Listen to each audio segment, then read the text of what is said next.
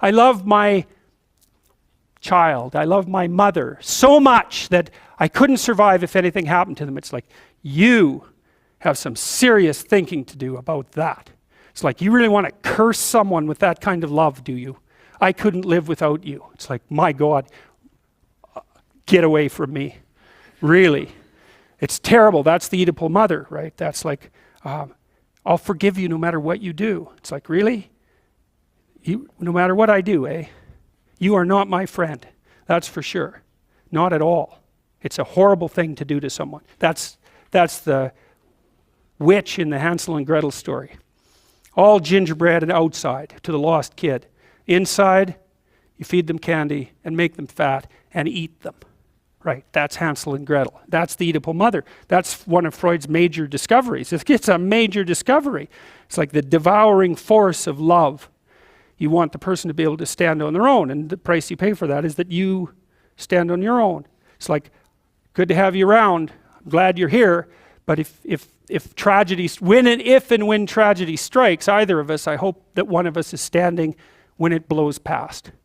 And that there's a harshness about that that's unbelievably cruel, because you say, well, if my mother died, I could live. Well, what kind of monster are you exactly? The death of your mother doesn't do you in? Well, it turns out that being a monster is the right thing.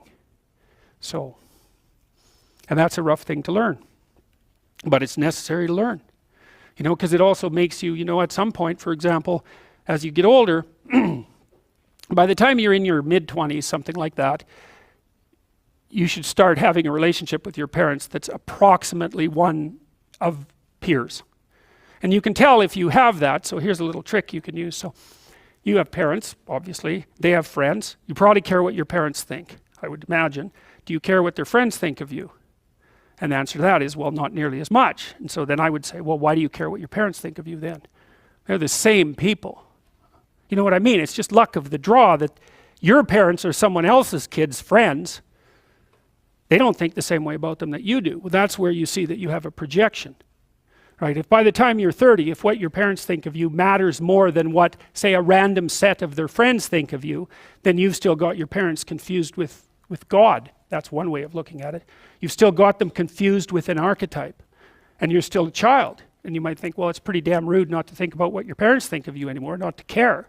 It's like, yeah, it's kind of rude, but maybe you'll be useful for them when they get old. And that's a much better form of caring. It's like you're going to be independent enough and strong enough and detached enough so that when the power dynamic shifts, which it will, that you'll be the person that can carry things forward. Well, you can't do a better thing for them than that, right? That's the best of all possible outcomes for your parents.